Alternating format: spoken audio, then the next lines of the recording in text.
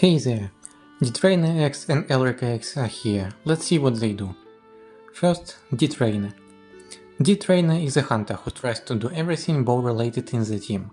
She has a unique debuff, provides elevated bow damage cap, can be a breaker and a shield shaver, has some buffs and debuffs, and can even do damage with some help.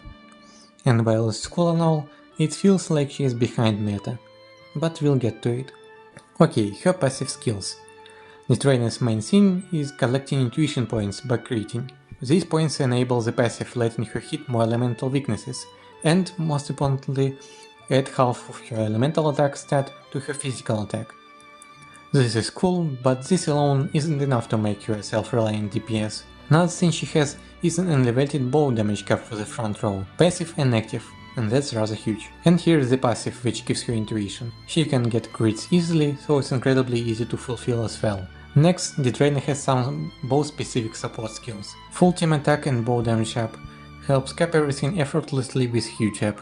From Sky Attack, I think the native fix said that it's knyow-it-all, so it's certainly cooler now. And it can be used outside bow teams because Ditraina pierces 4 out of 6 elemental weaknesses with a passive. And there was also a very simple bow rest down skill. Next, Ditraina brings a unique debuff, a reverse dead aim in a way. Works just like the scope from Octopath 2 in Vanta class.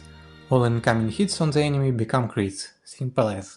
Now to attack skills. Ditraina's best skill for that is her ult. It's however really cumbersome to use in my opinion, since if you want to use it back to back, you need Elrica to recharge it, because you need the 200% for it to become an end hit. And you'd also want to soul and boost it too. And I thought about it.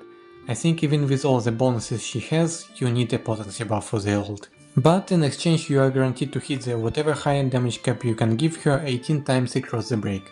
And while it's not that bad, I think we already have better damage options. There are also alternative skills if you don't want to bother with ult recharge. The sole alternative, for example, is the finishing move more like.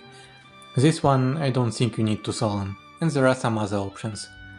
The EX skill is purely to get intuition and shield shave. All in all, Ditraina is not that great in our situation. Her no potency buff holds her back as a DPS, and as a support she would have been better if we had some other hunters coming soon. But no. Cassia, the next hunter, comes only in a year.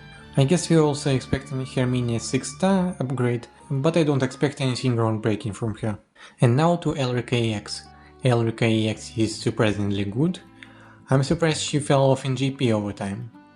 Elrica is a passive shield shaver. She shaves shields just by being in the team. She is also surprisingly a back row damage dealer.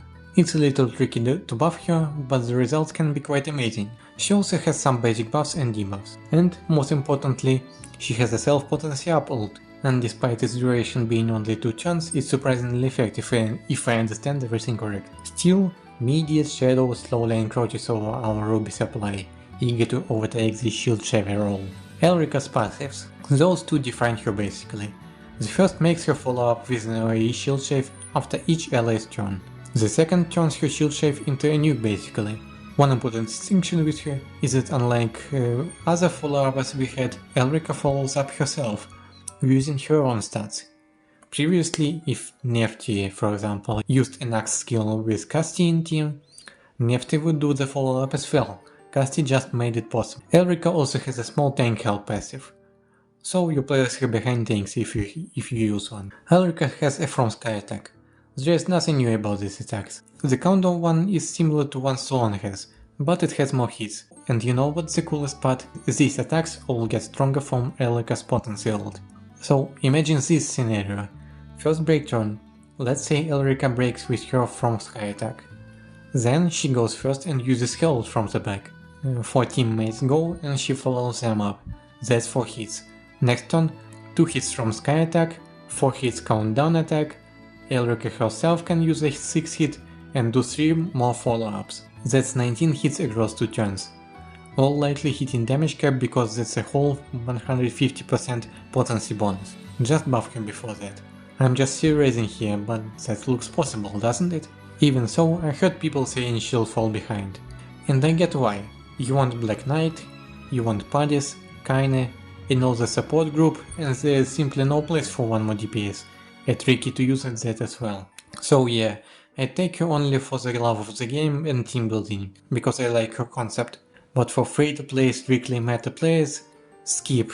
Vital units like media or buffed or audio are more important. But by the way, Elrica has a great A4 accessory. If you get her, it's good to search for it someday. Thanks for watching.